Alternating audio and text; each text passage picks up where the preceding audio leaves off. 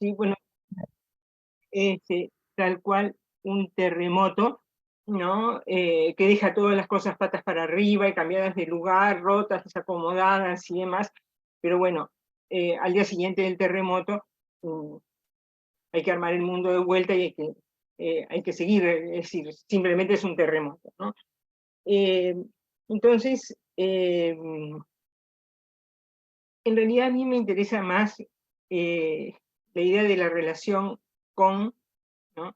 que el texto de, ¿no? Y además sería realmente imposible a lo largo de lo que podamos estar conversando, que será una hora y algo, eh, centrarnos en las minucias, los detalles, sino me interesa mucho más cómo enfrentar la situación o cómo estamos trabajando, y creo que el título de Lo importante es enseñar historia, que después me gustó más, lo importante es que enseñemos historia, es decir, no me quedé muy con el primer título que había propuesto, ¿no? Eh, entonces, digamos, eh,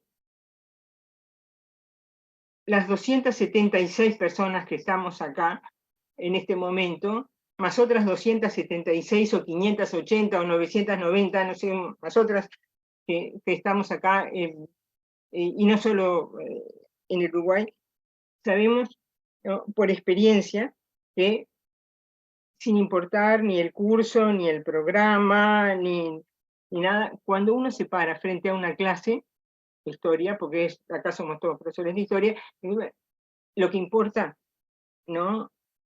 Es lo que uno sabe, lo que uno lleva adelante, lo que va a empezar a decir, ¿no? De lo que va a tratar la clase. La preocupación central cuando uno levanta la libreta y sale para el salón es de qué va a tratar la clase. ¿Qué clase voy a hacer? Si hoy me toca dar tal tema, si hoy voy a hacer un ejercicio, unas preguntas, si hoy tengo que pasar rápido por esto, porque la clase que viene, si estoy atrasada, si es la previa del escrito. Es decir, cuando uno entra al salón de clase, la única preocupación que tiene es la clase y la historia que va a moverse adentro de esa clase, ¿no? Si da una referencia historiográfica, si va a trabajar con una ficha, ¿no? Y si eso funciona, lo otro es como hablar de perogrullo, ¿no? Es decir, uno va a hacer eso porque lo sabe, porque lo leyó, porque lo estudió, porque le gusta, porque lo prefiere a otros, porque decidió tomar una cosa y dejar otra de lado, por lo que sea, ¿no? O sea, y eso es, digamos, lo que hace la magia. O sea, sin esto que acabo de decir, no importa las clases de qué año, de qué liceo, de qué departamento, de qué nada, no, sin esto no hay magia. O sea, uno cuando sale para el salón o cuando se siente a preparar un curso o siempre lo que importa es lo que sabe, lo que quiere hacer, ¿no? Lo que estudió, y muchas veces lo que siente que tiene que estudiar, ¿no? Entonces, eh, creo que si lo miramos desde este lado, en lugar de los programas o de las líneas que establecen los programas, eh, es, digamos, como un lugar muy invisible o de un segundo, tercero, cuarto orden, ¿no? Eh, Beatriz mencionaba los cuadernos de historia, los libros que publicamos con el CLAE, los artículos, las ponencias que hemos llevado a congresos por acá, por allá, y si sumamos ese corpus, debe andar cerca de las 150 o 200 trabajos de escritura, y alguien que me levante la mano y me diga que estoy equivocada, pero yo no me acuerdo de ninguno que tratara del programa, ¿no? Y de la preocupación por el programa, ¿no? No me acuerdo de ninguno, en ninguno de los tomos, ni en el que va a salir ahora, ni en el que, ¿no? Es decir, las preocupaciones de los profesores, ¿no? No, no me acuerdo de ninguna carpeta del IPA, ¿no? De las carpetas de cuarto, ¿no? Incluso de las carpetas de tercero, ¿no? De didáctica 2, no me acuerdo de ninguna en que la preocupación, ¿no?, de la organización del curso tuviera que ver con que si el programa esto, si el programa el otro. Es decir, lo que siempre importaba era mi programa, no el programa. Si había como una línea que estaban, que eran como muy, muy interesantes, y que lo que hacía realmente el objeto del análisis, ¿no?, era eso. Pero, es decir, no eran de ninguna manera la línea de la relación con el programa. Sin embargo, ¿no?, los programas existen, ¿no? Y para mí, y digo, y yo esto ya no es la primera vez que lo digo, me siento como repitiendo que los años me pesan y que digo las mismas cosas muchas veces, ¿no? Hay un momento en que, sobre todo en el discurso público, ajeno al análisis de las prácticas, se establece como una cierta confusión entre eh, lo que es la dimensión prescriptiva, ¿no?, incluso administrativa, ¿no?, de un texto que alude a terceros, a la acción de terceros, y los componentes de la acción de esos terceros, que somos nosotros, los profesores, ¿no?, tenemos que desempeñar, ¿no? Y acá es bien interesante porque lo que yo entiendo es que hay como una confusión entre dos lugares de poder, ¿no?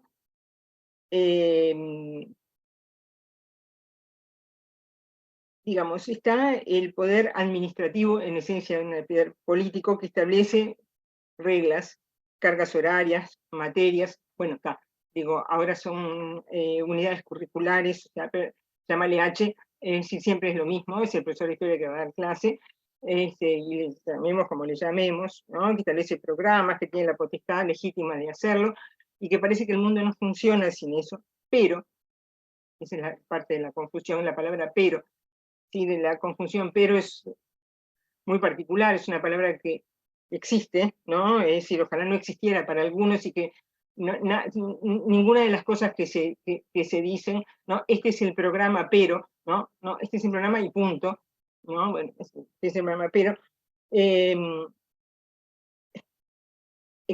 digo, la idea de hacer, digamos, establecer un programa, a mí me hace acordar, bueno, porque tengo muchos años, a una serie que había en los comienzos de la televisión, que era Misión Imposible, y que realmente el protagonista recibía, digamos, un programa al comienzo y que debía ejecutar, ¿no? Es decir, lo que me gusta es que eso era posible y en realidad el título de Imposible no era como más bien referido a lo difícil. Acá estamos del otro lado estamos moviéndonos del otro lado, más allá digamos, de la prescripción, como ejecutores de lo que está prescrito, ¿no? Y en ningún lugar, ¿no? Es decir, hay alguna línea a veces por ahí, pero en ningún lugar está establecido una especie de, digamos, aceptación de lo real y de decir, bueno, este es el programa, pero ya sabemos que hay miles de profesores y que cada uno más o menos lo va a hacer como pueda y que no. Es decir, los textos tienden a mostrar, ¿no? Digamos, ¿no? Una ignorancia de la diversidad incontrolable del cumplimiento de esa letra. Letra que además es esencialmente interpretativa como lo es todo, ¿no? O sea, es como si un historiador se imaginara que lo que dice en su libro, tal cual él lo entiende, cada lector lo va a entender de la misma manera. Es decir, empezamos por trabajar la idea de que hay una lectura del programa, y a veces escuchamos en las salas de profesores lecturas o en reuniones o en ATD o en otros lugares donde la gente va leyendo y va haciendo intercambio. Están locos, es imposible, esto sí que está bueno, ¿no? Es decir, digamos, estamos mediados por un universo interpretativo, ¿no? Que no importa si el programa es maravilloso o es horrendo, ¿no? Es decir, que la relación es una relación de incertidumbre, voy a decir un disparate, de incertidumbre absoluta. Es decir, no puede, porque si es incierto, es incierto. Pero a mí esto me hace acordar, en cierto sentido, a una idea de Freud muy inquietante, entre todas las cosas que dijo que eran inquietantes, pero entre una muy inquietante que dice que para él había 3 profesiones imposibles. ¿Qué es lo que define una profesión como imposible? Es la imposibilidad de planificar los resultados. Uno se imagina que de repente, bueno, un pintor, un arquitecto, un ingeniero, bueno, hay profesiones, una modista, bueno, planifica el resultado, ¿no? Se lo imagina, hace como tiene que hacerlo, y efectivamente logra lo que pensó que iba a lograr. Puede adelantar los resultados y lo puede hacer. Pero en las 3 profesiones imposibles eran la de él propiamente, así se hacía una autocrítica profunda y decía, bueno, analizar es una profesión imposible, nunca podemos saber, claro, en tanto profesión del humano, nunca podemos saber lo que va a pasar con lo que el analista hace. La segunda era gobernar. Quisiera que los gobernantes leyeran esto antes, todos los políticos, esto debería estar como en un examen previo, así de admitir. Y la tercera era educar, ¿no? Es decir, él hace un buen análisis y plantea que realmente los profesores y por doble, los gobernantes de la educación que la llevan doble, nunca pueden planificar, ¿no? Los resultados, ¿no? Es decir, por más que hagan acciones, escriban textos, hagan programas, dicten ordenanzas de evaluación, ordenanzas de esto, en definitiva eso atraviesa un terreno y cuando llega a convertirse en realidad, es la realidad diversa y la realidad de las cosas singulares, ¿no? Ahora, lo que me parece también como un elemento sumamente importante y para analizar en todos los hacedores de programas, incluidos nosotros, ¿no? Es decir, cualquiera, ya sea una comisión parlamentaria, ya sea una comisión administrativa, ya sea, ¿no? Es decir, o seamos nosotros 4 que nos reunimos, o uno solo que arma su programa para el curso, ¿no? En realidad, en ese momento, digo, lo que es como cualquier acción. Es decir, hacer un programa es una acción, dar una clase es una acción, ¿no? Y muchas otras cosas que hacemos son acciones humanas que tienen un agente, eso es una acción, agente, que tiene un actor, que tiene un autor. O sea, y que son las 3 cosas a la vez, o sea, agente, autor, actor, ¿no? Si son el autor del programa, el agente de la acción de hacer el programa y demás, y por lo tanto tiene un componente identitario impresionante, ¿no? Es decir, a veces es casi el equivalente de una confesión, no de la confesión de un delito, ¿no? Es decir, es una especie de rayos X, o sea, de un análisis que permite ver a través de eso lo que pienso de la historia, lo que pienso de los alumnos, lo que pienso de mí mismo, lo que pienso de lo que voy a lograr, lo que dejé de costado, lo que hice, bueno, yo creo que este análisis realmente tiene un componente, una cuestión de identitaria, que es muy interesante como lo que podemos decir, analizar, ¿no? Ahora, también todos sabemos, ¿no? Que cuando uno hace un programa para otros, ¿no? Incluso un ejercicio para sus alumnos y demás, la forma en que lo está planteando es no solo lo que dice sobre eso, sobre la relación que hay entre las partes y hasta qué punto yo creo que los alumnos son capaces, incapaces y demás, y muchas veces la minuciosidad de los programas, los de ahora y los de muchas épocas, ¿no? Termina evidenciando la forma en que está pensado o entendido o comprendido o supuesto el ejecutor de ese programa. Hay programas inmensamente minuciosos, ¿no?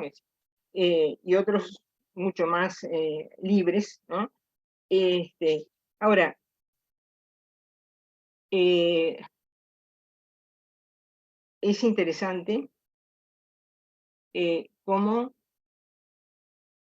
hay una bibliografía enorme sobre enseñanza de la historia, enseñanza de la historia en el siglo XVIII, en el siglo XIX, ¿no? En 1920 en Montevideo, yo qué sé, entre 1920 y 40 en no sé dónde, entre 1800 y no sé cuánto, en el siglo XIX en Francia, ¿sí?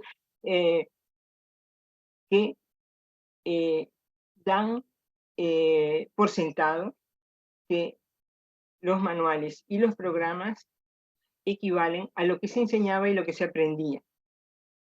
Digamos, todavía no llegó a ciertos ambientes la idea de que el pasado es un país extraño, ¿no? Y que aunque tú te leas los programas de 1920 y que tengas toda la colección de manuales de 1920 y toda la lista de alumnos y los nombres de las maestras y las profesoras y yo qué sé, van a poder entender realmente qué era lo que pasaba. Pero digo, me parece que eso es como un elemento. Bueno, de todas maneras, creo que hecho esta especie de introducción o de cuestiones sobre los relacionamientos que podemos tener con los programas y la importancia que puede tener eso dentro de los marcos de la acción real, ¿no? Creo que sí, lo importante de todo es que enseñamos historia, ¿no? De hecho, si estas condiciones que nosotros estamos hablando tuvieran alguna especie de eco en algún lado, harían ruido. Pero por ahora es una conversación privada. Esto no tiene, es decir, lo tenemos nosotros como elemento de análisis, como elemento de comprensión de las prácticas, pero no incide de ninguna manera en, digamos, en otras mentes y lo que podríamos tener. A mí lo que me parece, digamos, más interesante para entrar más en cuerpo en lo que decíamos hoy de enseñar historia, es que podemos hablar, si ustedes quieren, no es una expresión mía y aparece en muchos lados y con muchos significados diferentes, pero una acción en tensión, ¿no? Es decir, y lo que me gustaría analizar ahora es la línea, pero digamos, la línea de las dos tensiones, es decir, una que podría ser sí la del programa, ¿no? Pero el programa no está sola, no es una atención sola. Hay otra atención fundamental, que es la atención de la historiografía, ¿no? Me parece que la relación que nosotros podemos tener con la historiografía hace mucho más cuerpo en la práctica que la relación que podamos tener con un programa que sabemos definitivamente que por la vía de los hechos o por la vía de una acción voluntaria y demás, gestionamos singularmente. Porque me tocan todos los lunes feriados, o porque está, y todos sabemos que a veces hay gente que nunca llega al vallismo, o que se queda en Primera Guerra Mundial, o que pasa por alto la unidad italiana y la unidad alemana, ¿no? Y yo que en la Edad Media doy, pero esto no, aquello, y lo de los... o sea, sabemos esa parte de la particularidad, pero también sabemos, digamos, y los que somos más viejos, ¿no? Y creo que esto es una cosa más fundamental, ¿no? Los que estábamos vivos en la época de Pacheco, como una niña que me dijo, pero de verdad vos estabas viva en la época de Pacheco, ¿no? Bueno, de alguna manera sobrevivimos, y algunos de los que están acá presentes tal vez no eran profesores en esa época, pero sí eran alumnos, la época de Pacheco y lo que siguió, ¿no? Sobrevivimos a los programas de la dictadura, ¿no?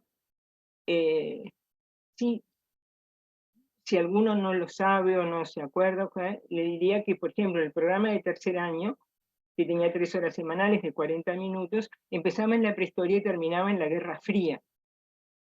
Sí, sí. Y bueno, había que sentarse a planificar cómo hacer para el 18 de marzo o el 20 de marzo estar explicando cómo empezó la humanidad y no sé cuánto, ¿no? Y el 20 de noviembre, decimos, teníamos que estar pensando, ¿no? En Kennedy, Khrushchev y las bombas atómicas, y yo ya había caído la bomba de Hiroshima y demás, o sea, y entre medio habíamos pasado por la iglesia en la Edad Media, el absolutismo, y todo lo demás.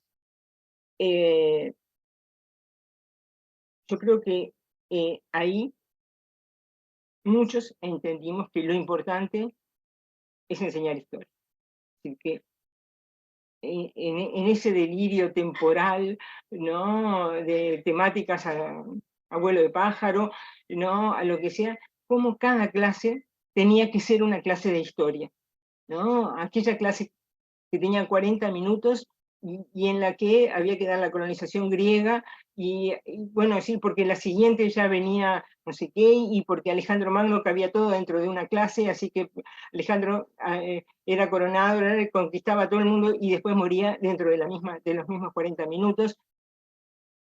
¿Cómo, digamos, eso había que encontrar la manera de que eso había que enseñar historia en eso?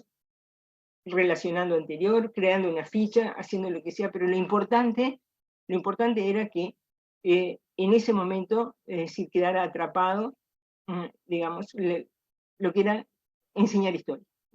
Enseñamos, claro, el programa de primero y el de segundo, yo nunca los dicté, ¿no? Eran, historia americana, y el segundo era básicamente historia nacional, ¿no? Es decir, era absolutamente todo un delirio, pero lo importante era que cada clase que uno entraba a la clase enseñara historia, ¿no? Es decir, que fuera una clase de historia y que tuviera una base historiográfica, y dentro de todo, bueno, en aquella selección de perlitas que era, ¿no?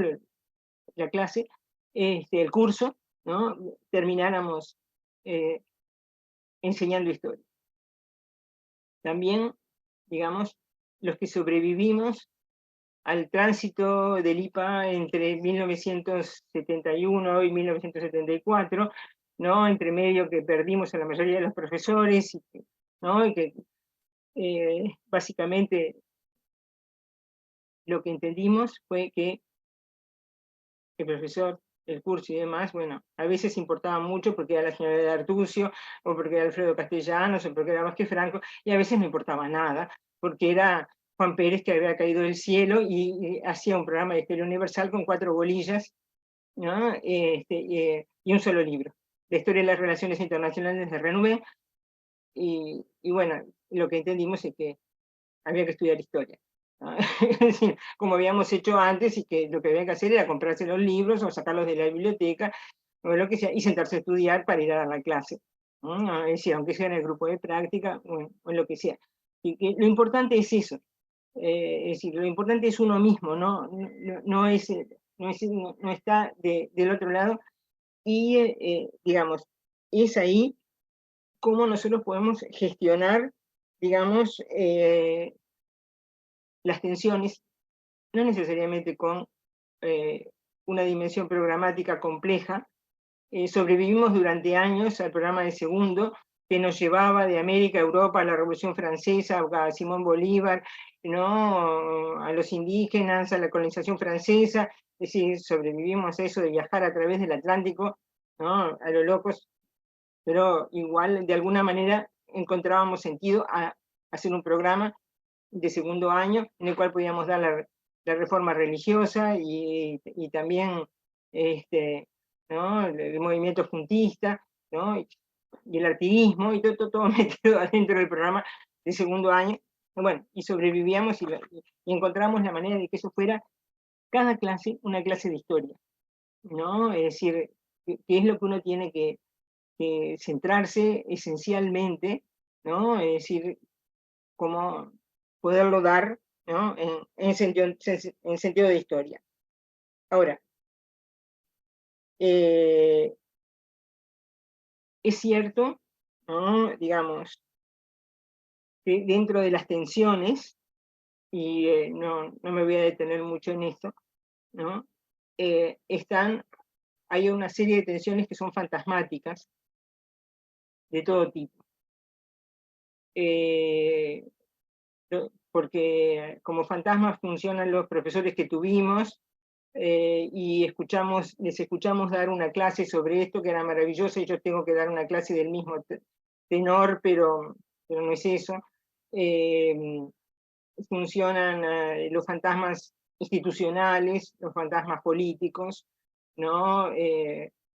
Y sí, las autocensuras en muchos sentidos, no solamente la autocensura de pensar que eh, me van a molestar por estar dando esta clase, que es algo real, sino también la autocensura en muchas cosas, eh, que podríamos nombrar de cosas que sabemos, pero que no queremos decir, que las censuramos, porque no nos parecen apropiadas, y que refieren a cosas que sabemos de la historia y que hemos leído en los libros, pero que refieren a la violencia extrema contra el cuerpo, a la violencia extrema contra eh, la salud, las mujeres, los niños, de cosas que sabemos de la condición de la infancia, y que pensamos 7 veces, no 2, 7 veces antes de decirlo en una clase de primer año, en una clase de segundo año. Cosas que sabemos sobre la natalidad, ¿no? Que sabemos que el cuento de Hansel y Gretel era medio verdad, y no todo lo verdad, era bastante común. Y que a los niños se los comieran los lobos también parece que era algo bastante, ¿no? Una posibilidad bastante real, ¿no? Y a veces pensamos 1.000.000 de veces antes de, en una clase con niños de 12 años, no importa si pobres o ricos, empezar a explicar ese tipo de cosas, ¿no? O sea, creo que hay muchos niveles de censura, ¿no? En los cuales explicar cosas, ¿no? O a veces incluso en relación a la condición de género, ¿no? O a otras situaciones que nos parecen que mejor eso, aunque lo sabemos, no forma parte de la clase, y lo censuramos, ¿no? Pero también hay, si ustedes quieren, digamos, una tensión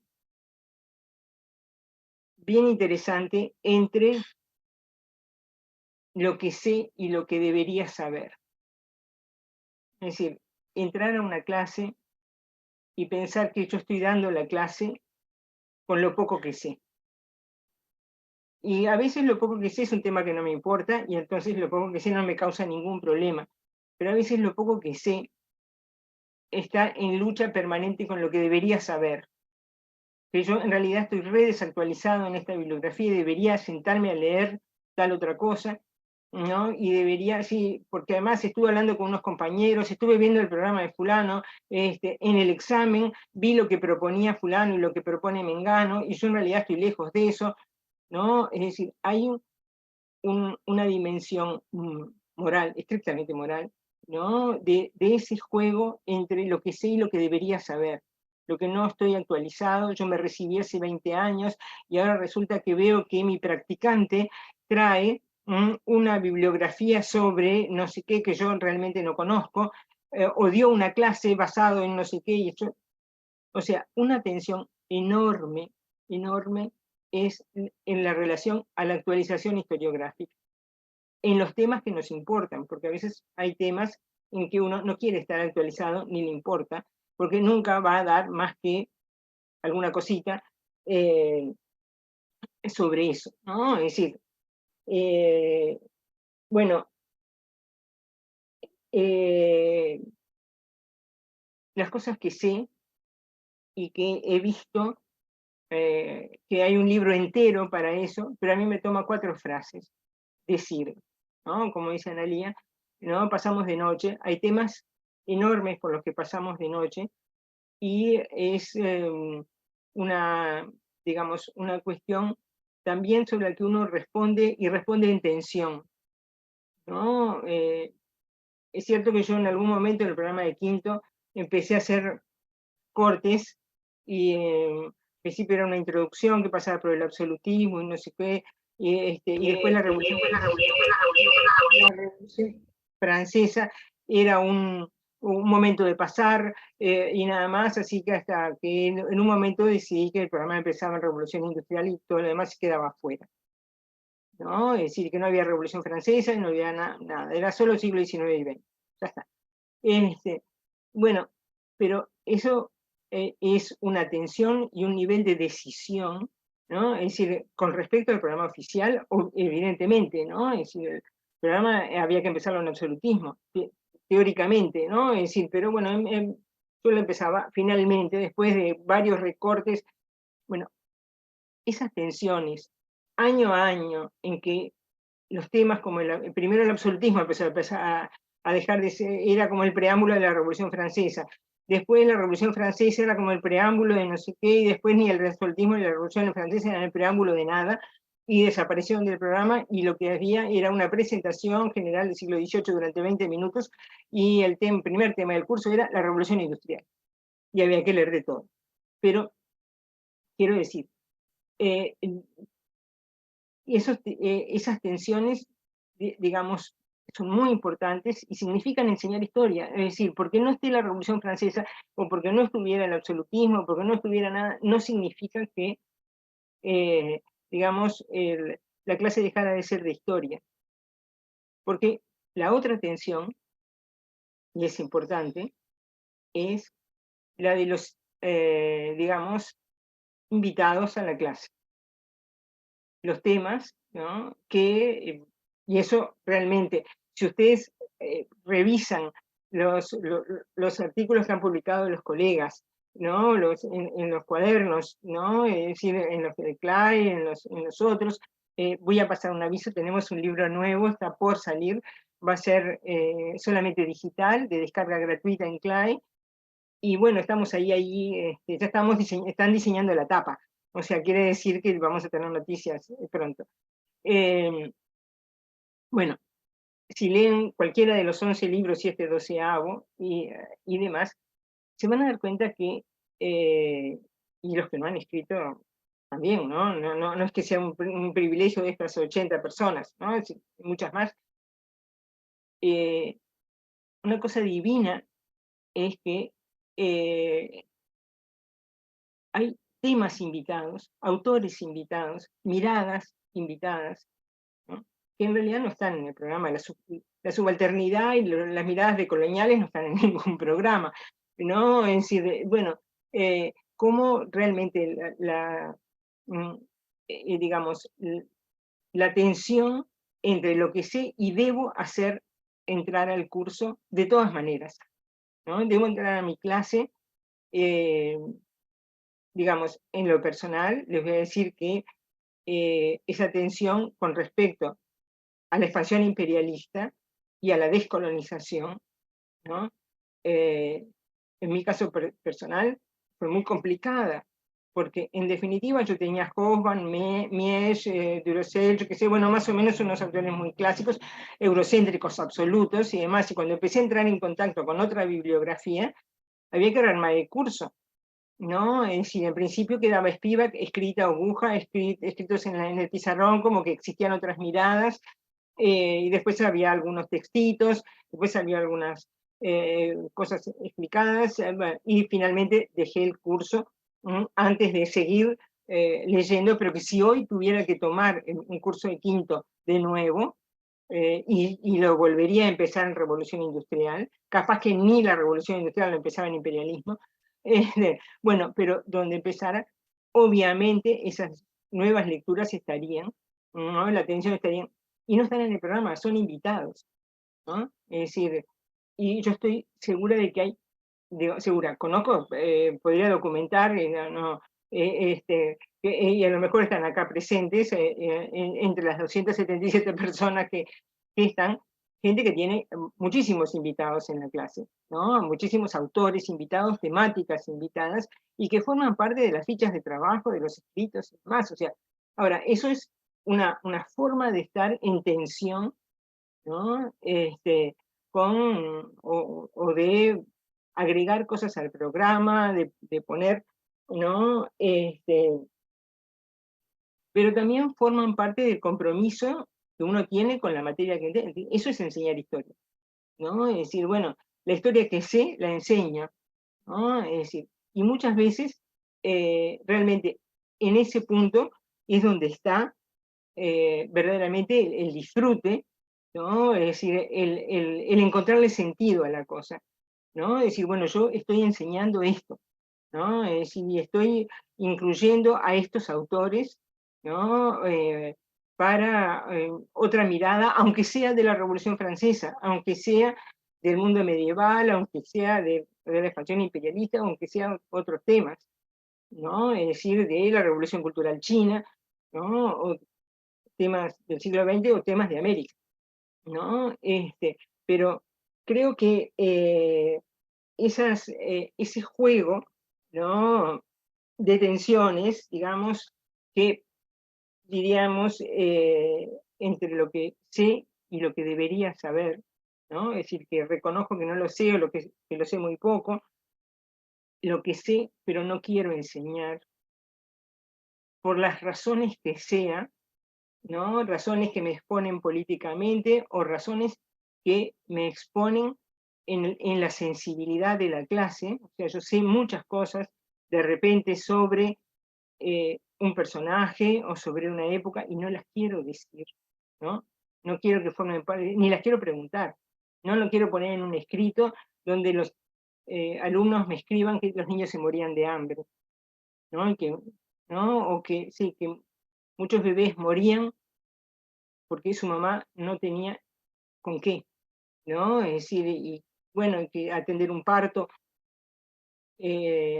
hasta muy cerca de esta época, atender un parto era, ¿no? Una situación de vida o muerte, ¿no? Es decir, eso, de repente yo nunca lo quise decir en la clase, ¿no? No quiero hablar de esas cosas, ¿no? Con los estudiantes y de otras cosas, ¿no? Eh, alguna vez se me escapó una descripción medio realista de lo que era un guillotinado, ¿no? Y que lo agarraban de la cabeza, y te agarraban la cabeza y la revoleaban, y después pensé, bueno, ¿por qué tengo que poner estas cosas en la clase?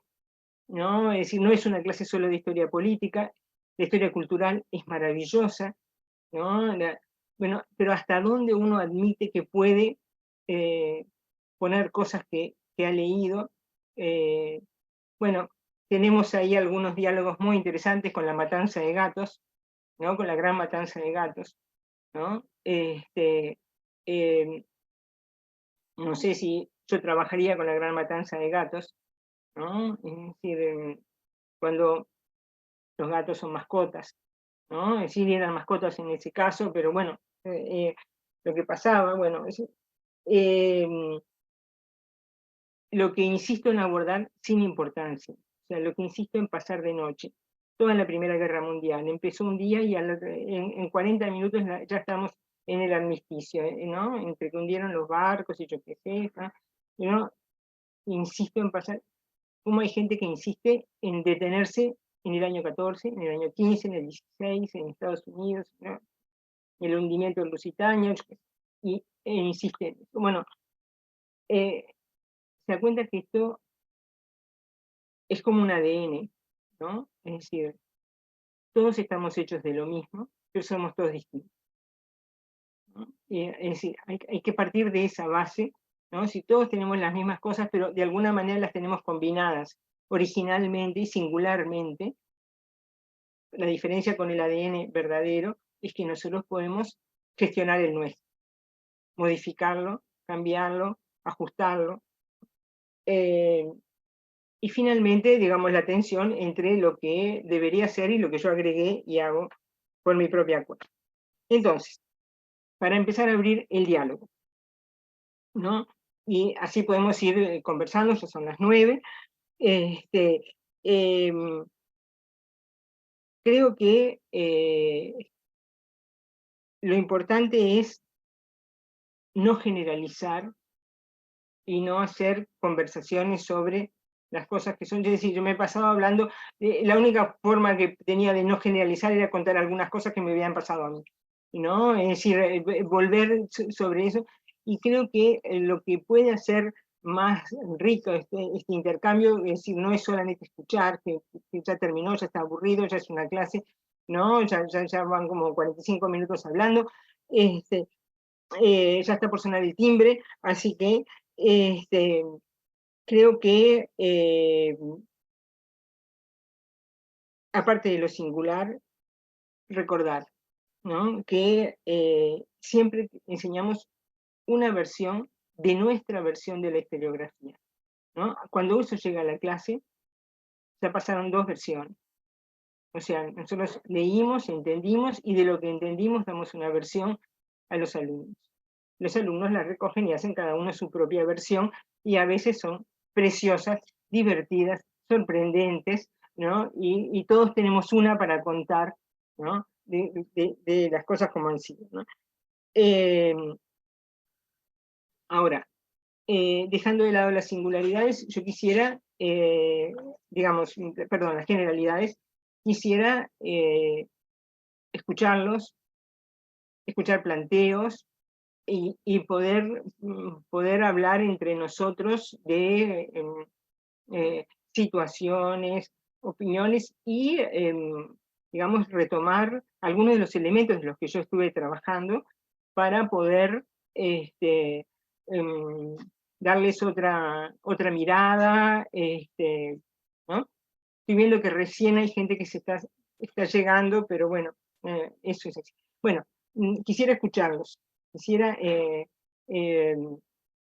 abrieran el micrófono y poder hablar, que es lo que hace más ricas las situaciones como esta. Bueno, no hablen todos a la vez. Buenas noches, Ana. Bien.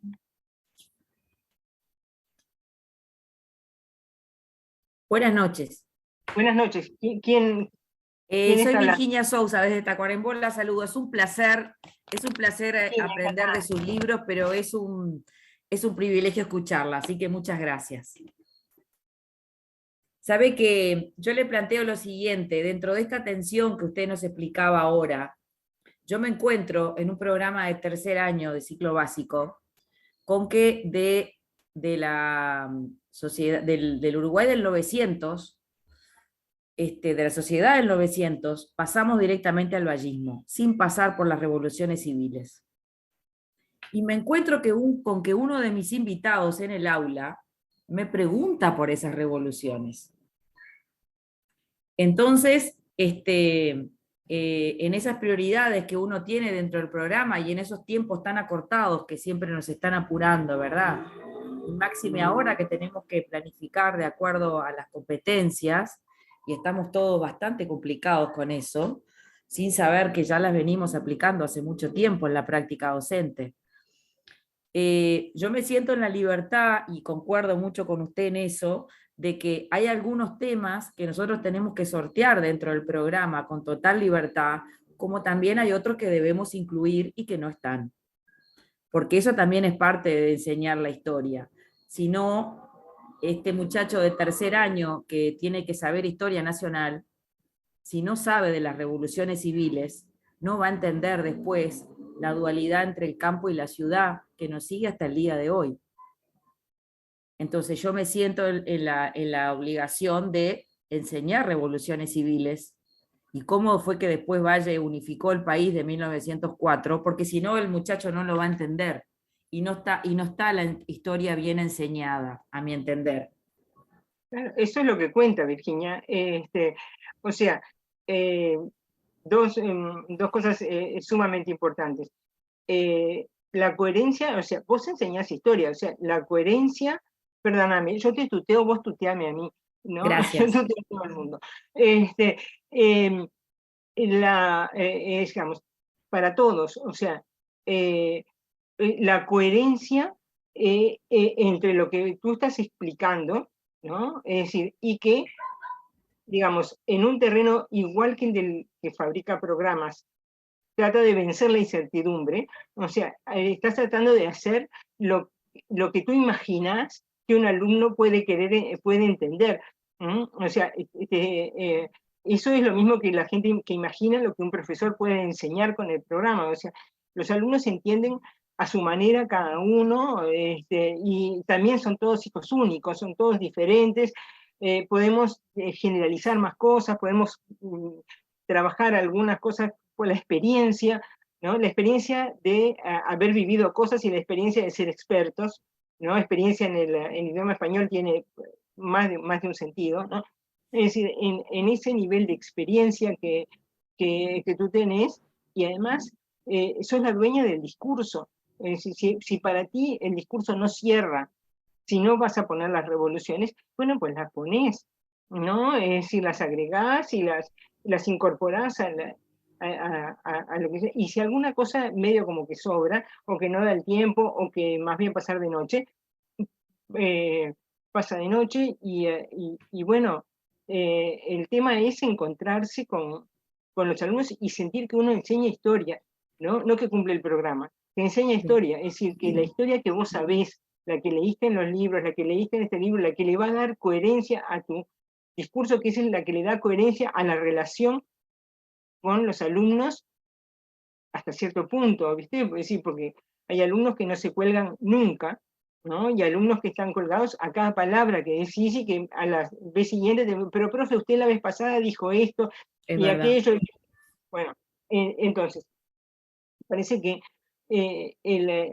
enseñamos historia, y lo importante es que enseñamos historia, o sea, la historia que está en alguna historiografía, que tal vez no es la que está en todas las historiografías, pero es la que a vos te gusta, la que vos sirve, ¿no? Y la que te hace sentir.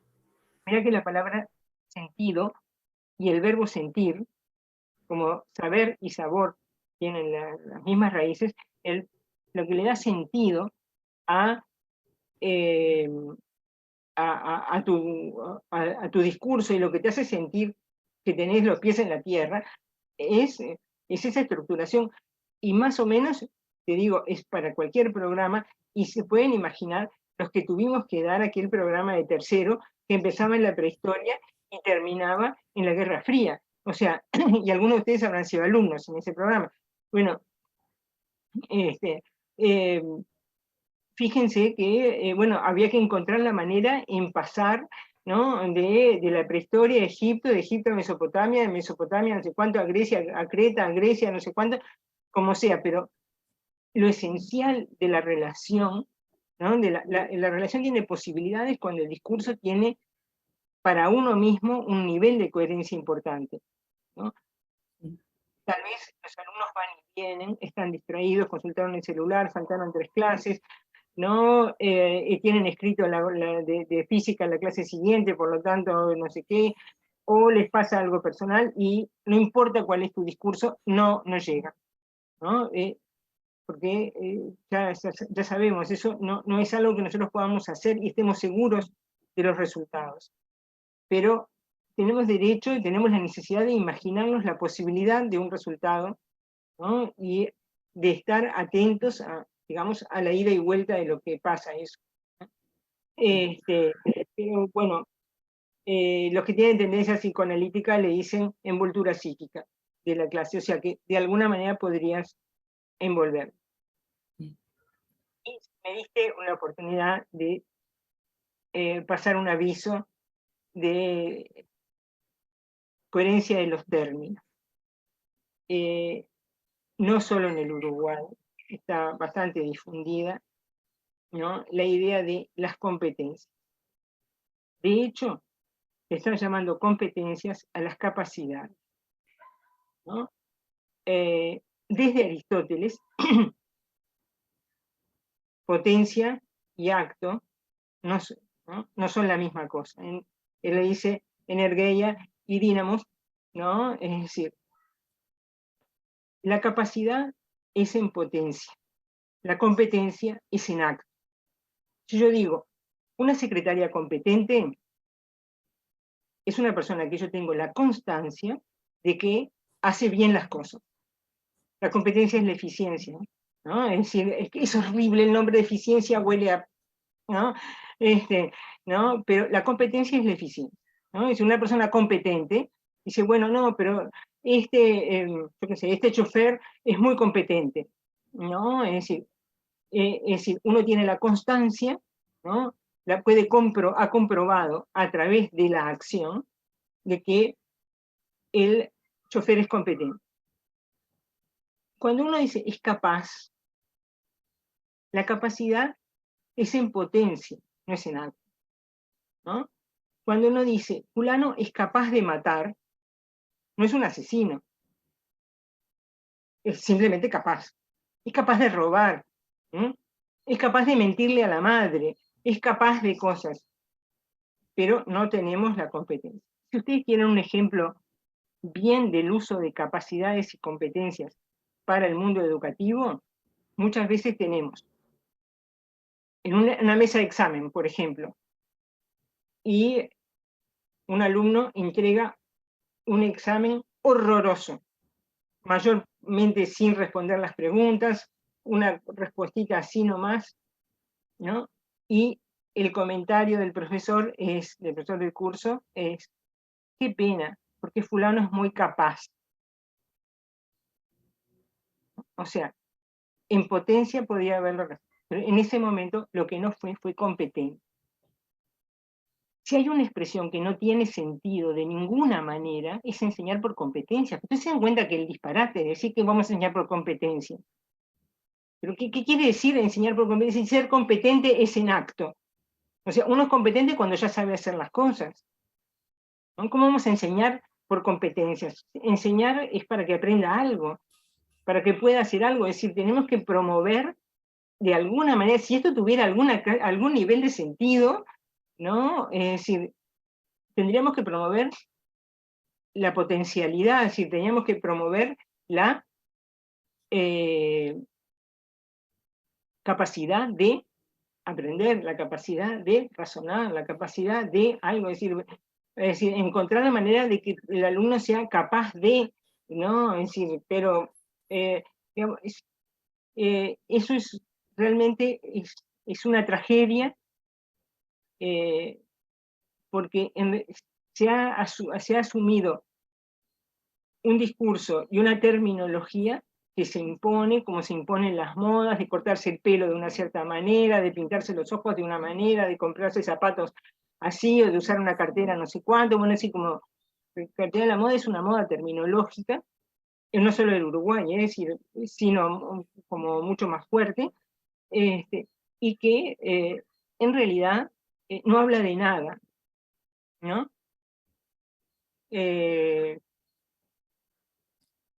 Mercucio En realidad baja habrá visto usted que nos definen nos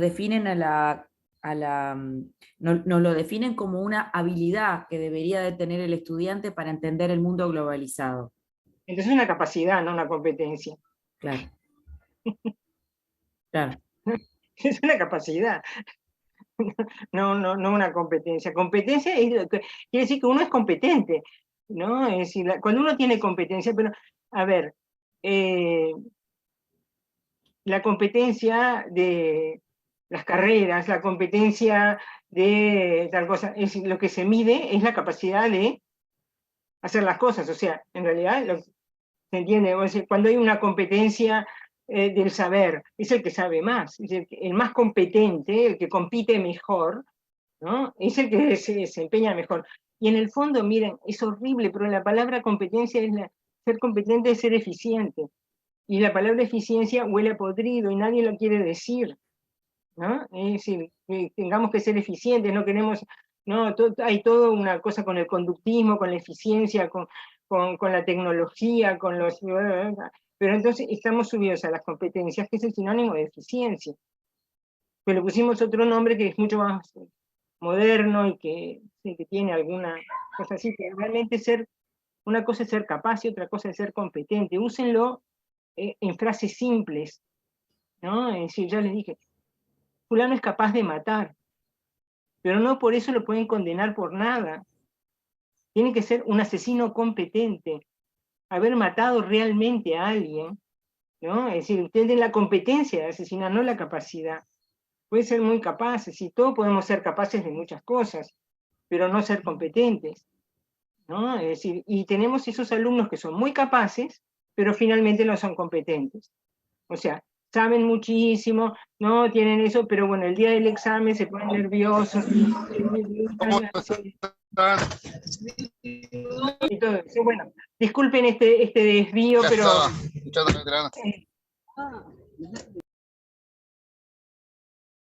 Lilian. No te oigo, Lilian. No, se ve que se le escapó el micrófono a alguien. Estoy en una computadora que no entiendo mucho. Veo que hay algunos comentarios en el chat. Si los compañeros se animan, estaría bueno que lo hablaran, lo plantearan, así como lo planteó Vicky. Claro, como lo planteó Vicky, está perfecto. No estoy pudiendo leer el chat. Lo veo, pero no puedo ir para arriba. O sea, no estoy siendo competente. Muy bien, Lilian. Soy capaz que si la uso dos veces... Mira que sos muy capaz, Lilian. Lilian es muy capaz. Lilian. Alejandro, ¿cómo estás? Alejandro, ¿cómo andás? ¿Cómo andás, Ana?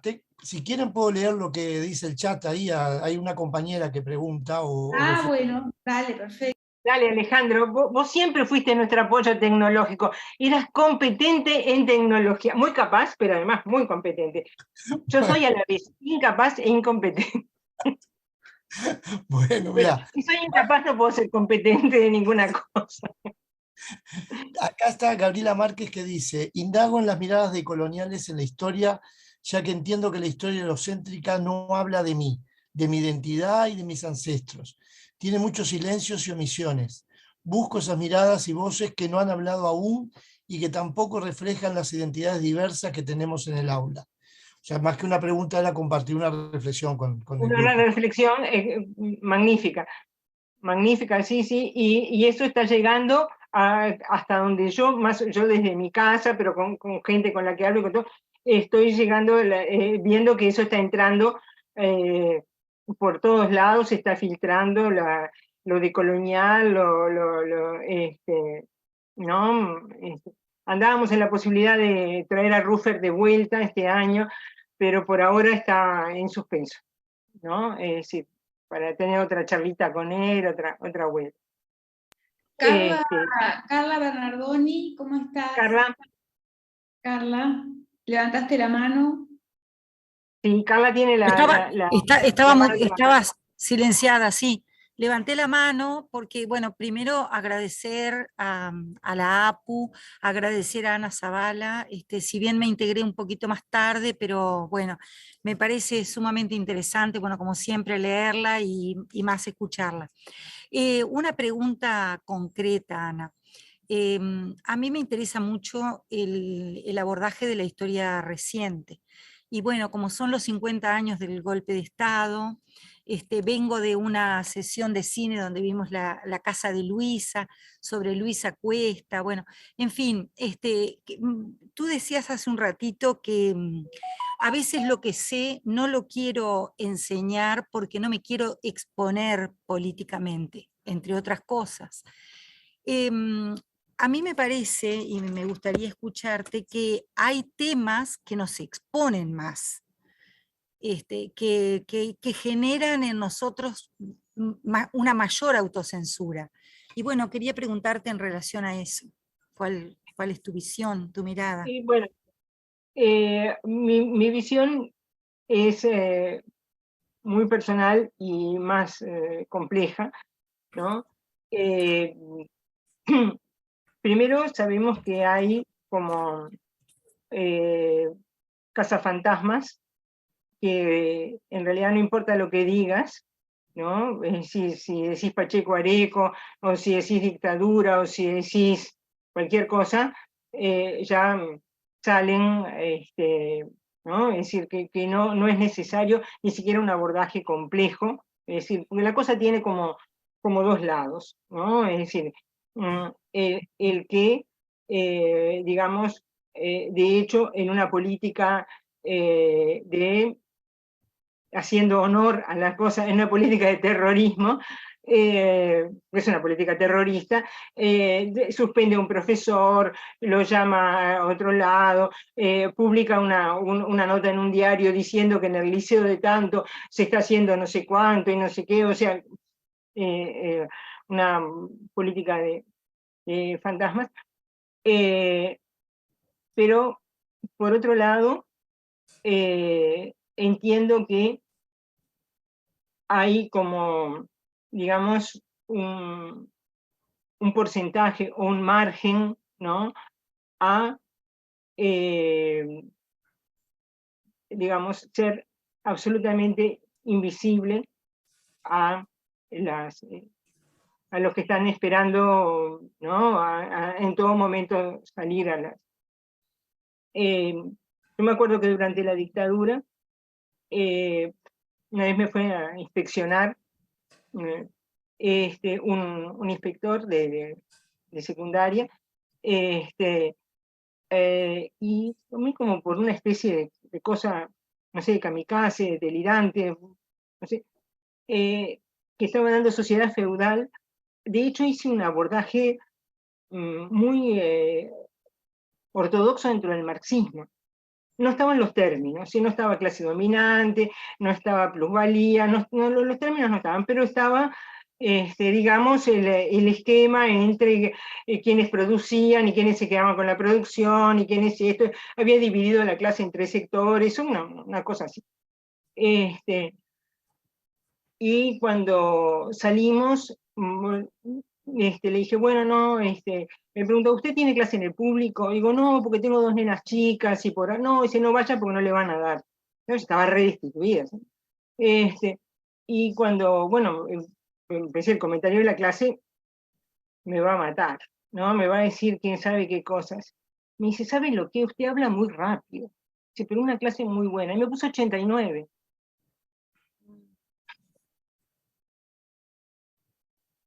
Bueno, o sea, bueno, no sé si se dan cuenta que en realidad hay como dos cosas, o sea, el estar buscando la quinta pata al gato todo el tiempo, ¿no? Y estarse agarrando de cosas y poder hacer de repente planteos muy sensatos, muy interesantes, muy inteligentes, muy bien fundamentados historiográficamente, y que sean totalmente razonables, ¿no? Ahora, también está cómo cada uno se siente. Yo ya lo puse, traté de ponerlo hoy en relación a las tensiones, o sea, la autocensura para muchas cosas, la autocensura para el temor de la represión como la autocensura para el temor a producir sentimientos que no quiero producir dentro de los alumnos, así que por lo tanto no hablo de determinadas cosas, ¿no? Que aunque sé, ¿no?, cómo eran ciertas situaciones o cómo eran, ¿no?, que no quiero entrar en eso en la clase. Bueno, esos niveles de autocensura que uno tiene para muchas cosas, o sea, no existe solo la autocensura política, existe la autocensura historiográfica, ¿no? Hay gente que en realidad no quiere dar tal cosa porque le parece muy positivista y no quiere pensar que va a estar haciendo eso porque quiere tener una historia que sea más no sé cuánto, o no quiere hacer un enfoque tal porque le parece muy eurocéntrico, y en realidad es el enfoque que más le gusta, ¿no? Es decir, con el que se siente más cómodo para dar ese tema y no el otro. O sea, ahora, el tema de la historia reciente es todo un tema, no solo en el Uruguay, ¿no? Es un tema en toda América, por lo menos, ¿no? Es decir, la historia nacional es extremadamente complicada, y más en el término de la enseñanza de la historia. Es decir, si la historia entró a la enseñanza, no fue porque había historiografía, no fue porque los historiadores estudiaban eso y era tan interesante que además había que enseñárselo a los niños, ¿no? La historia entró ¿no?, a los planes de estudio, al currículum, con un sentido absolutamente político, ideológico y proselitista, claramente proselitista, ¿no? Es decir, el catecismo republicano, ¿no?, de los franceses se siguió reeditando y trabajando y demás hasta 1880 y no sé cuánto más, ¿no? El de la Lavoisier, ¿no? Es decir, que pregunta qué es una nación, qué es una república, qué es esto, y había que contestarlo en la clase de historia, ¿no? O sea, de hecho, nosotros tenemos, si queremos hablar de tensiones, tenemos una tensión impresionante entre el sentido que la historia tuvo para entrar, la historia y la geografía, que son como hermanas gemelas, ¿no? Tuvo para entrar a formar parte de los planes de estudio, y el sentido que fue adquiriendo a medida que la historiografía iba avanzando en sentidos divergentes. Porque mientras había una historiografía nacional clara y la historia que se enseñaba era la historia nacional, ¿no? Es decir, el modelo Lavis de la historiografía francesa y los modelos españoles, ¿no? Es decir, mientras había una línea como esa, es decir, la historiografía, la historia y el lineazo político venían juntos. Es decir, la historia era digamos, el brazo, no digo el brazo armado, pero el brazo armado de tiza o de, yo qué sé, del patriotismo, ¿no? Es decir, y por eso todavía, cada vez que hay una fecha patria, en vez de llamar al de química, siguen llamando al de historia, ¿no? Es decir, se llama el de historia porque tiene que hablar de Artigas, o porque tiene que hablar del 19 de abril, es decir, nosotros tenemos, digamos, hay una huella del pasado que no la podemos eliminar tan fácilmente, y la nueva historiografía, ¿no?, la renovación de la historiografía, la desnacionalización de la historiografía, o la renacionalización en otros códigos de la historiografía, ¿no? Digamos, es como una bomba, ¿no? Es decir, es un elemento, no sé, como un cromosoma inesperado en la formación del asunto, ¿no? Es decir, ¿por qué tenemos que nosotros enseñar la historia marxista? ¿No? ¿Por qué tenemos que enseñar la historia decolonial? ¿Por qué tenemos que enseñar, si ahora la historiografía es verdaderamente un conjunto enorme de cosas divergentes, ¿no? Y por otro lado, además, las naciones han tenido sorpresas, ¿no? Es decir, pues cuando se funda esto en el medio del siglo XIX, ¿no? Es decir, la historia, ¿no? Es decir, que se supone que la enseñanza de la historia forma ciudadanos y patriotas y todo lo demás. Bueno, pero cuando después las historias así nacionales y demás pasan las guerras mundiales, pasa el nazismo, pasan las dictaduras, pasan cosas así. Es un verdadero problema congeniar con el programa fundacional de la enseñanza de la historia.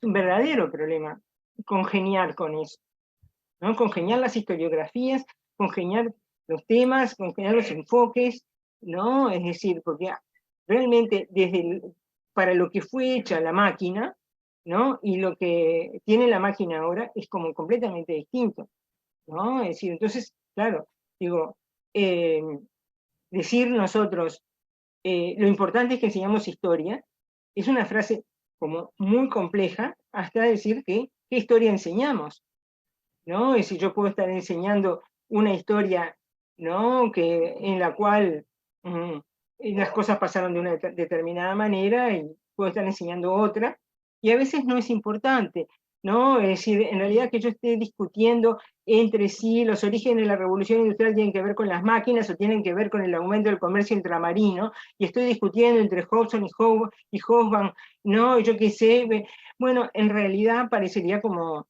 ¿no?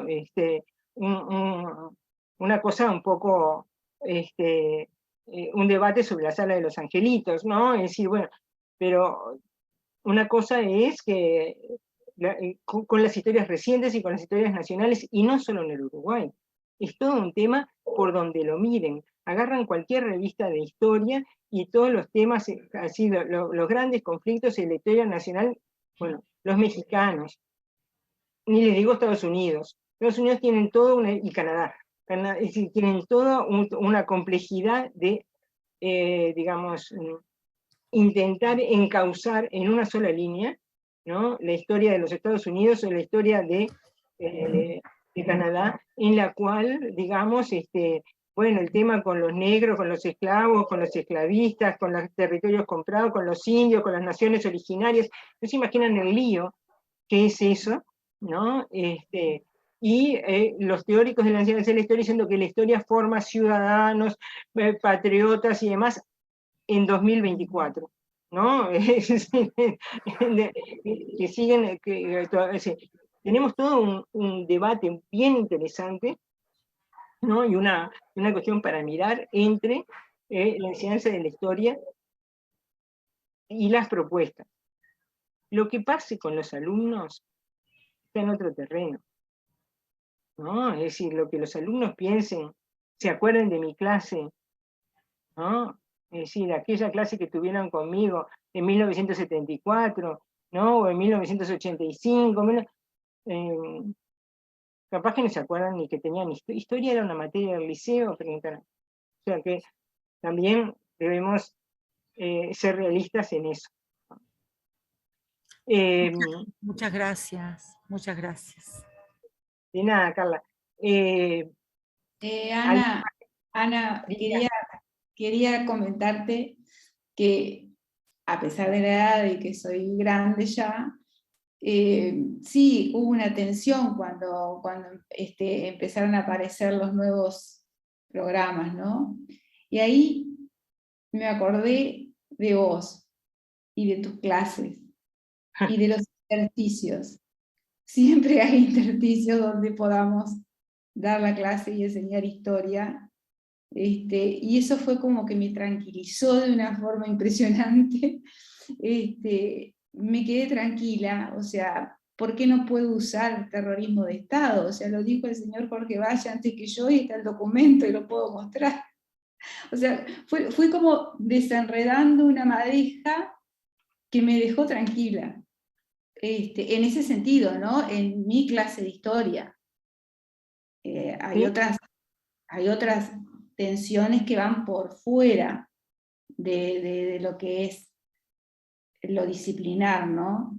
Pero nada, era un poco de cuando vos decías que se acuerda el alumno de lo que yo tenía, yo te puedo asegurar que a mí me tranquilizó cuando aquello que hablabas de los intersticios y que todas las instituciones lo tenían, y bueno, y todos los programas lo tienen los intersticios para que hagamos nosotros y enseñemos historia.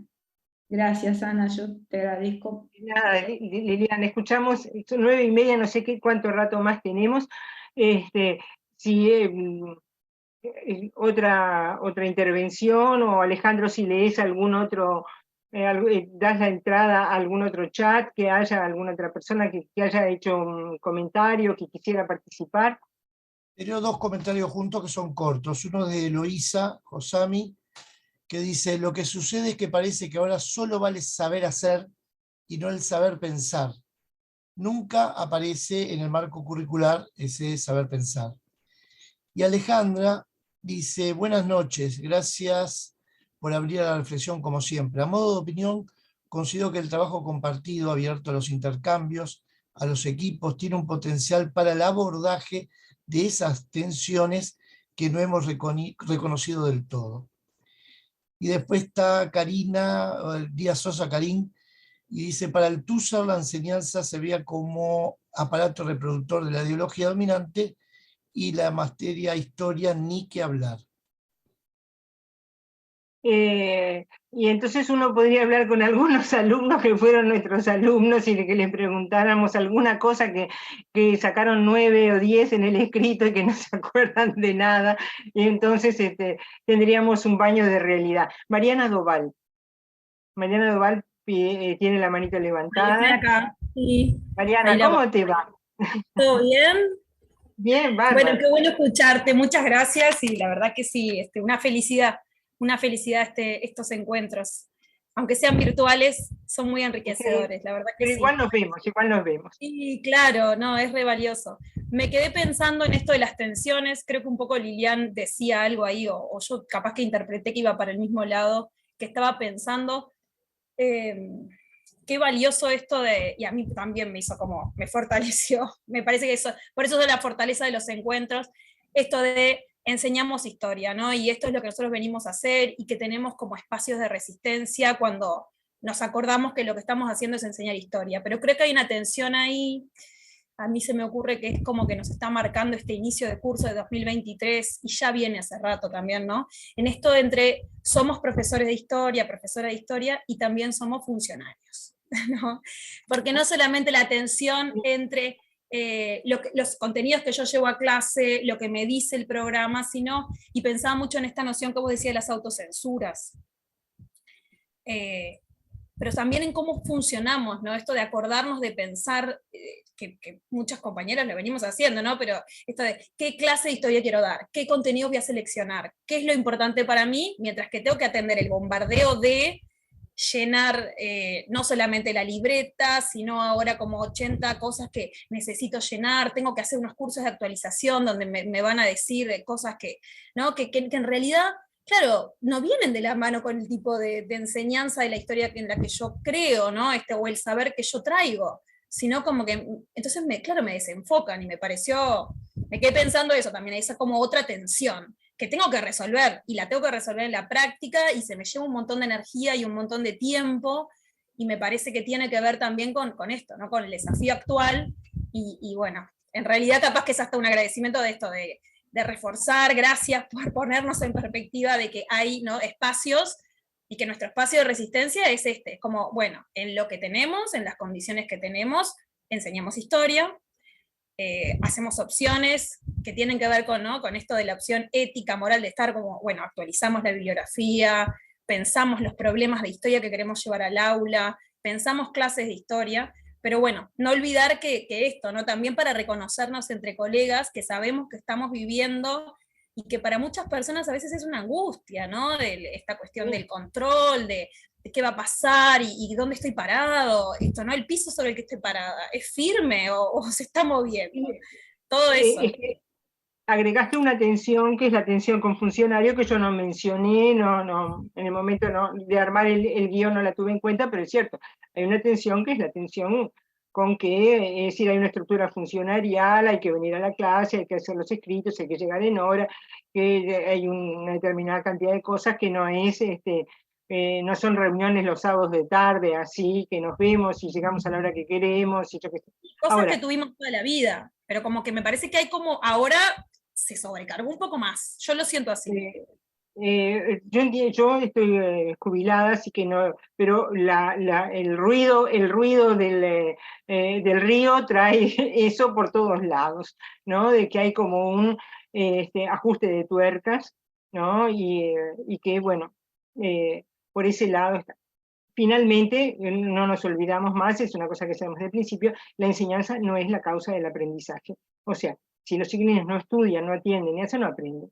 ¿No? No importa lo divino que enseñes, o lo horroroso, o lo más o menos, o sea, el que, ¿no? Es decir, nosotros cuando estábamos en cuarto de LIPA, aprendimos porque estudiábamos, no porque tuviéramos profesores que enseñaran nada. No, era más bien al contrario, llegar a la clase y, bueno, hacer de cuenta que no nos escuchaban, y bueno, después ir a casa y estudiar y dejarlo correr. Bien, muchísimas gracias, Mariana. Gabriela de Inmerquián. ¿Cómo andas, Ana? Gabriela, Hola, ¿qué ¿cómo tal? andas? Bien.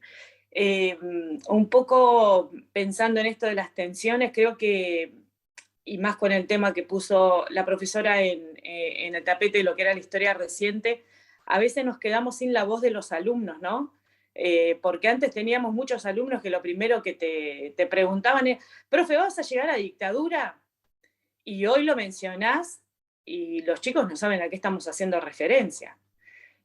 Mientras para nosotros sigue siendo una historia reciente, y en eso que vos decías, bueno, lo que decido enseñar y no decido enseñar, ¿no? Y hemos escuchado muchos cuando profes, colegas nos decían, mirá, yo esa opción no la hago porque a mí todavía me duele.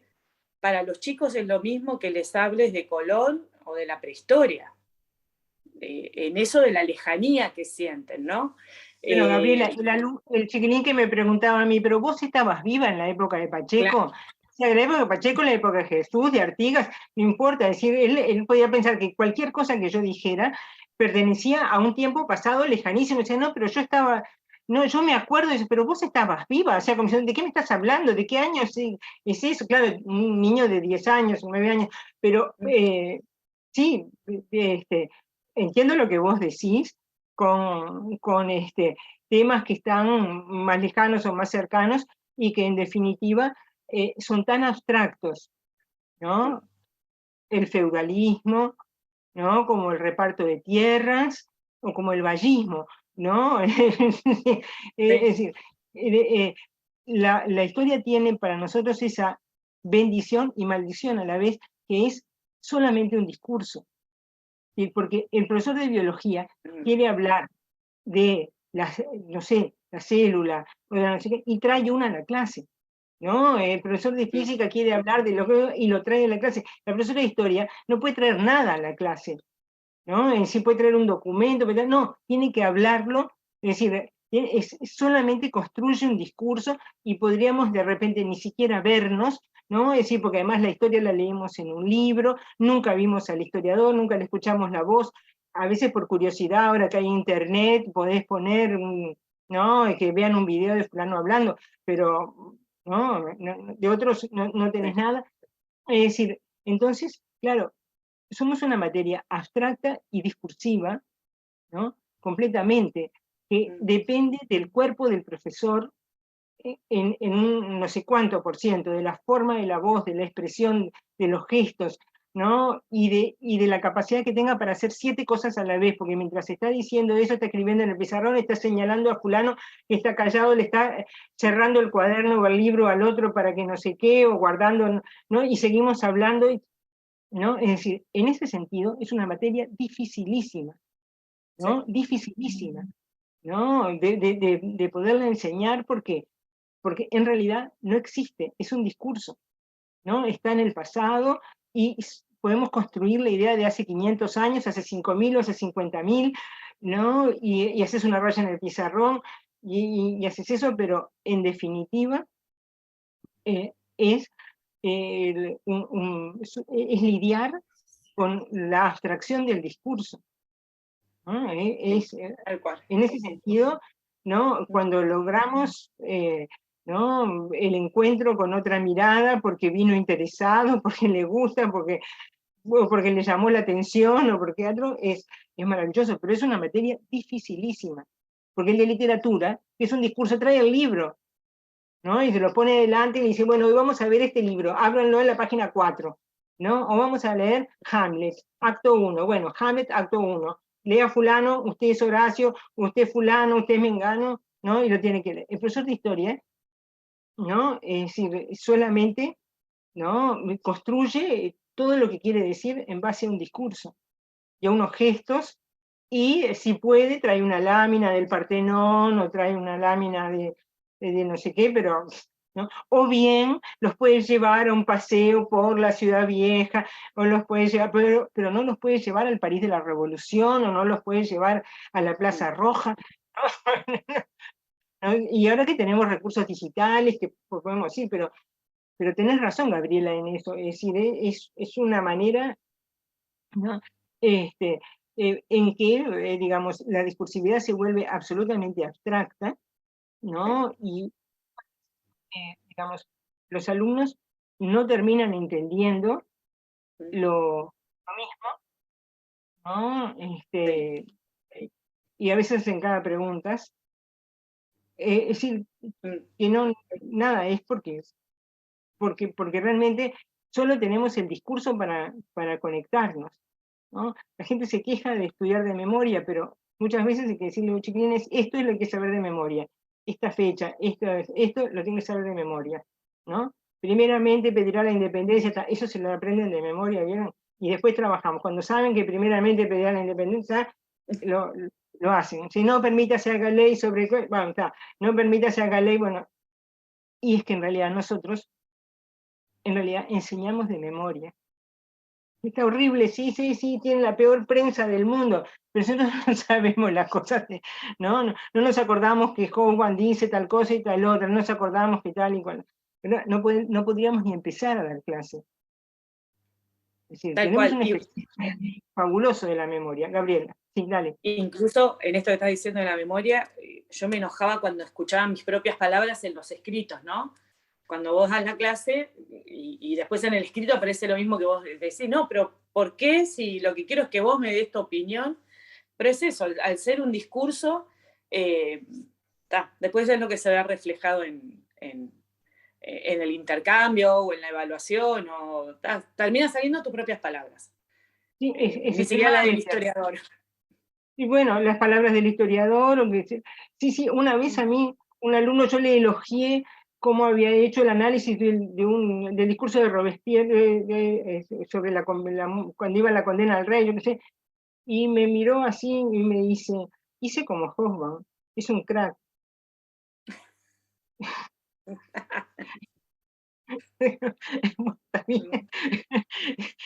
Le pareció que el modelo del análisis de un texto era lo que hacía Hobsbawm, y dice, no, hice como Hobsbawm, como diciendo, no me digas, lo copié, estuve hasta haciendo medio deshonesto y todo.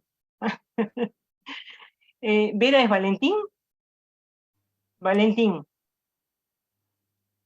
y Diego están con la mano levantada, no sé quién de los dos se va a poner en cámara primero.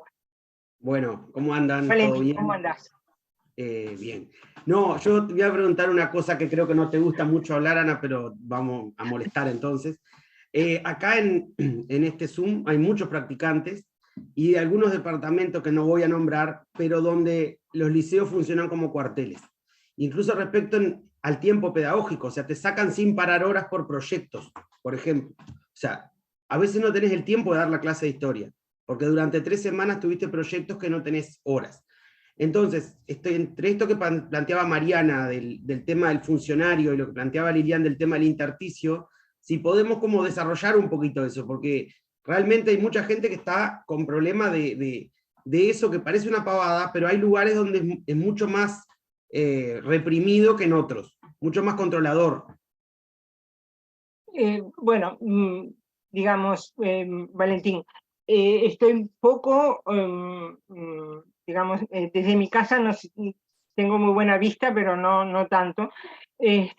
Pero sí, es la tensión que mencionaba Mariana y la que vos estás agregando ahora entre darle peso al funcionario y lo que yo mencionaba hoy, entre la confusión entre dos tipos de poder, ¿no? Es decir, entre el poder, digamos, de gestionar, y porque son funcionarios, y entonces acá yo digo que de 4 a 5 tienen que hacer tal cosa, de 5 a 6 hacen tal otra, además, o sea que es la noción de, incluso estrictamente de subalterno, ¿no? Es decir, en el término original del término, en los primeros usos del término subalterno, ¿no? Es decir, el que debe obedecer las órdenes, ¿no? El que está, bueno, o la atención de funcionario, e incluso Popevich hace, ya ni me acuerdo en cuál, una lectura de hace muchos años, ¿no? Decía que así como yo estaba mencionando hoy, y Popevich no menciona eso, la enseñanza de la historia no se puede terminar de desligar de sus orígenes, de formar la nación, la patria, yo qué sé. Popevich dice que la enseñanza de la historia, la enseñanza en general, lo que él trabaja para todos los, no se puede desligar del origen femenino, exclusivamente femenino, de la enseñanza, en un momento en que las mujeres no votaban, no podían decidir el divorcio, no tenían bienes propios en la casa, es decir, que eran un subalterno del marido, ¿no? Es decir, que Popevich trabaja un poco la idea de la feminización de la enseñanza, y que aunque haya después más hombres y más, y que las mujeres voten y que tengan, se puedan divorciar y que puedan hacer todo ese tipo de cosas, que en realidad conserva un estatuto de sumisión, ¿no? Que le viene del siglo XIX, e incluso hay Michael Apple y otros más mencionan ejemplos de contratos de maestras que tienen que lavar el piso, que tienen que ventilar la habitación, que tienen que hacer una cantidad, sí, y que no se puede casar, y que no puede esto, y que no puede ni lo otro, está decir, si quiere ser maestra, no, tiene que tener todas esas condiciones, así, bueno. Pero posiblemente nosotros estemos todavía lidiando con un estatuto de inferioridad, ¿no? Que, bueno, es como un dicho, aunque tiene autor y demás, pero el que sabe, sabe, y el que no enseña, ¿no? O sea, de alguna manera, la profesión docente no ranquea ni en salario, ni en prestigio, ni en una cantidad de cosas a nivel de otras profesiones, ¿no? A mí a veces me ponen unos títulos imposibles, y yo qué sé, digo, mira, a mí me dicen profesora, a mí yo lo que soy profesora, di clase 49, me gané toda la plata bueno, dando clase, ¿no? Es decir, clase en un liceo, clase en el IPA, clase de soy profesor.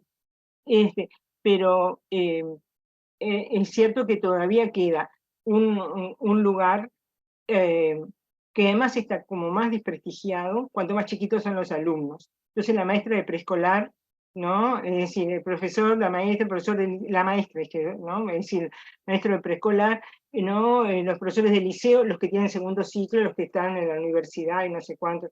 Es decir, que a medida que son grandes, más grandes los alumnos, mayor es el prestigio.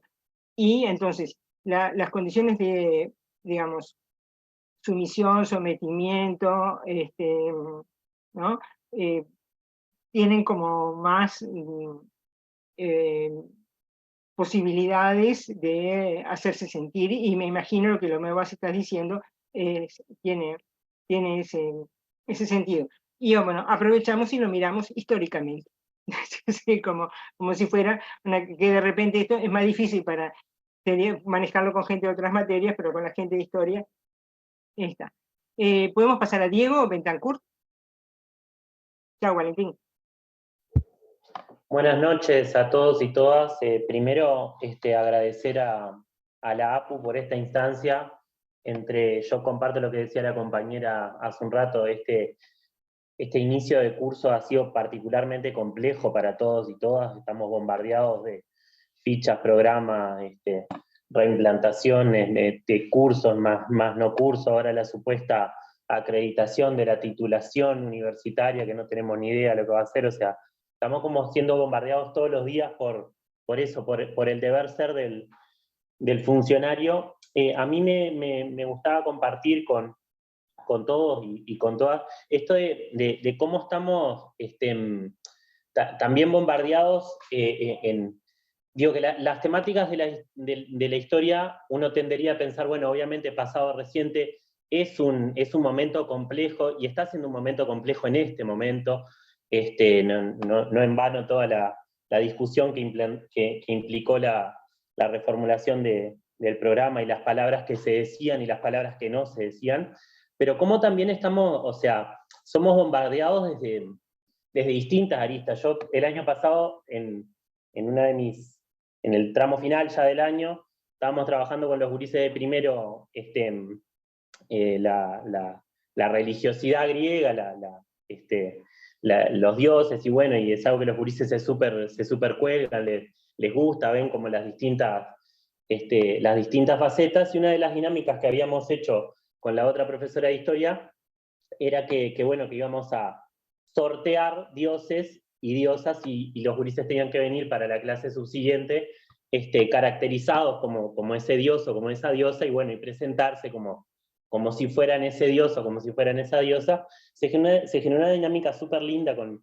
los chiquilines, pero nos pasó en ambas clases porque justo tenían hermanos mellizos, uno en una clase, otro en otra, donde dos hermanos no vinieron caracterizados.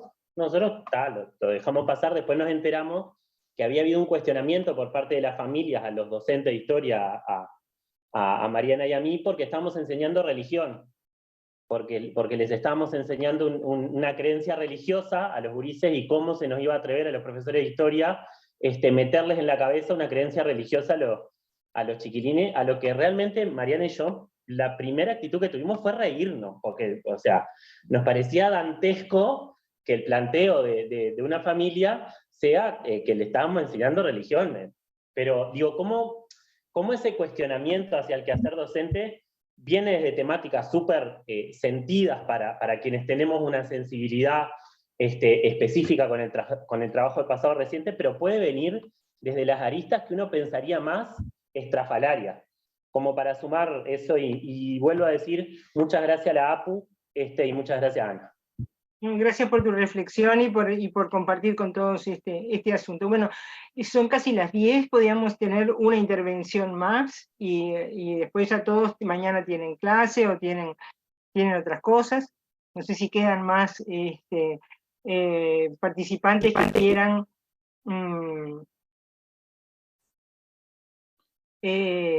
Bien, sí, con el tema de la religión es bien complejo. Parecería que tendría que ir desapareciendo, ¿no? Que no, pero hemos compartido con experiencias en grupos, en el grupo de CLAE o en grupos del IPA o en alguna cosa, es decir, en que realmente muchos alumnos terminan pensando que la religión o la ideología está siendo enseñada para ser compartida.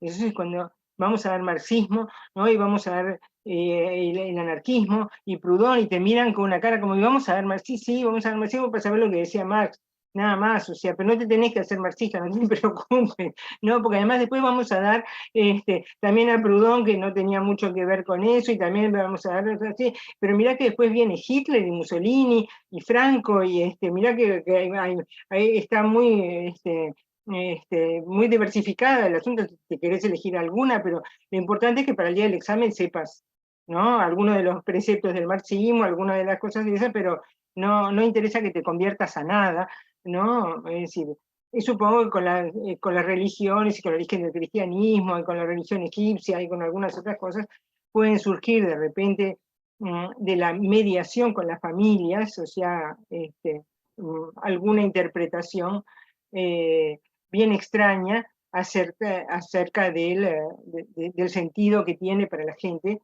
que sus hijos sean enseñados sobre, ¿no? La religión griega, la religión egipcia, o sobre, ¿no? el luteranismo y demás, y me imagino en lugares donde esos, yo qué sé, en Ginebra o en otros lados donde uno puede enseñar sobre los jansenistas o sobre otras cosas, que acaso era una lista en el pizarrón, estaba Lutero, Calvino, fulano y mengano, ¿no? Y los ponemos a todos en una dimensión de anécdotas, ¿no? De circunstancias que pasaron.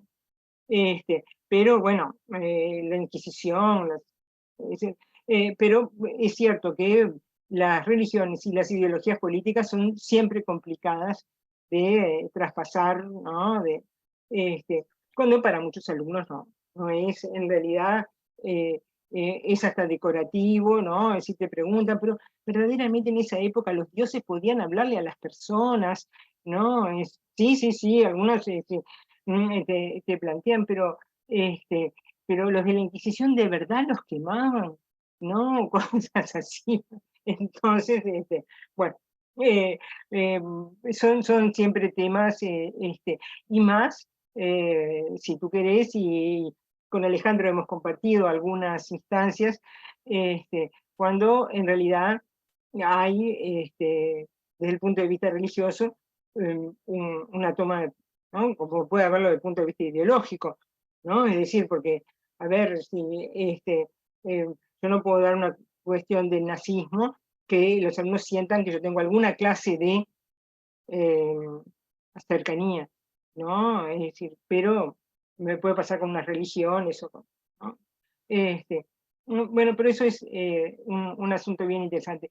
Realmente ha sido una charla lindísima, creo que estamos todos cansados a esta hora, y bueno, yo les agradezco, y realmente a mí me gustan mucho estas cosas, o sea que en algún momento podemos repetirlo, porque la sarna con gusto vieron que generalmente no pica. Muchas gracias, Ana. Lilian, ¿cerrás? ¿Vos cerrás? Sí, no, pero un placer escucharte y Muchas estar con gracias. los compañeros. Muchas gracias, muchísimas gracias, Ana. Muchas gracias a todos. Gracias a los compañeros. Muchas gracias. Dejo todo copiado para Ana, todos los mensajes. Gracias, Alejandro. Gracias. Está perfecto. Y la grabación de la charla la paso de